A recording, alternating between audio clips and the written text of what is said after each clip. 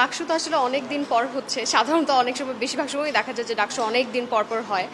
তো এবার ভাবলাম যে যেহেতু ২৪ গণঅভ্যুত্থানের পর একটা ফ্রি অ্যান্ড ফেয়ার ইলেকশনের একটা সুযোগ আমরা পাচ্ছি, সত্যিকার অর্থে আমরা ছাত্ররা নিজেদের কণ্ঠগুলো আমরা ছেড়ে আমাদের দাবিগুলো আমরা তুলে ধরতে পারছি, তাহলে আমারও আমার জায়গা থেকে আমার বিশ্ববিদ্যালয়কে দেওয়ার কিছু আছে। সেই জায়গা থেকে আমি ভাবলাম যে অবশ্যই আমার উচিত সেই আমানতটা রক্ষা করা। না, আমি অবশ্যই সেটা মনে করছি না। আমি নিজেও তো একদিন বাড়ানোর পরেই দাঁড়িয়েছি, আমি স্বতন্ত্র থেকে দাঁড়িয়েছি। সেই এটা বিভিন্ন রাজনৈতিক দিক থেকে অনেকেই অনেক কিছু বলতে পারে। ব্যক্তিগতভাবে আমি মনে করি না যে একটা সাধারণ একটা বিশেষ রাজনৈতিক দলকে সুযোগ করে দেওয়ার জন্য। লেভেল প্লেইং ফিল্ড আপনারা দেখতে পাচ্ছেন কি? হ্যাঁ জি, অবশ্যই, এই জন্যই তো দাঁড়ানো। দেখা যাক কি হয় বাকিটা। কি প্রত্যাশা আপনার নির্বাচন?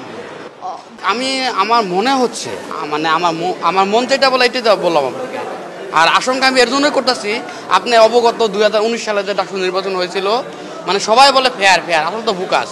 আমি যদি শুরুতে বলি, আমার দল হচ্ছে বাংলাদেশ জাতীয়তাবাদী ছাত্র দল।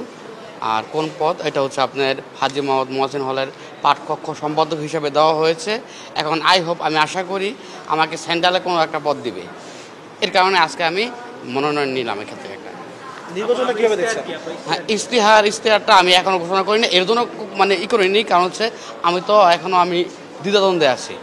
ইশতেহারটা ইনশাল্লাহ আমি 20 তারিখের মধ্যে জানিয়ে দেবো। এখন আমি খুবই আশাবাদী মানুষ, কারণ হচ্ছে আর আশাবাদী যেমন আশঙ্কাও আছে। কারণ হচ্ছে সত্যি আপনারা কিন্তু আমরা একটু ক্লিয়ার করে নিই, আমার কথাগুলো একটু উঠাবেন। এর জন্য মানে আমি যেটা বলি এটা উঠাবেন, যেটা বলি না এটা উঠাবেন না। সাদাকে সাদা আর কালোকে কালো। আশঙ্কাটা কি? হ্যাঁ, আমার আশঙ্কা হচ্ছে মানে ঢাকা বিশ্ববিদ্যালয়ে ওই জামাতের আধিক্যটা বেশি। হ্যাঁ, মানে আমি যদি বলি আগা থেকে গোড়া পর্যন্ত, এখন এরা যদি কোনো মানে যাকে বলে ইঞ্জিনিয়ারিং না করে, তাহলে হয়তো নির্বাচনটা সঠিক হবে। ঠিক আছে, ধন্যবাদ।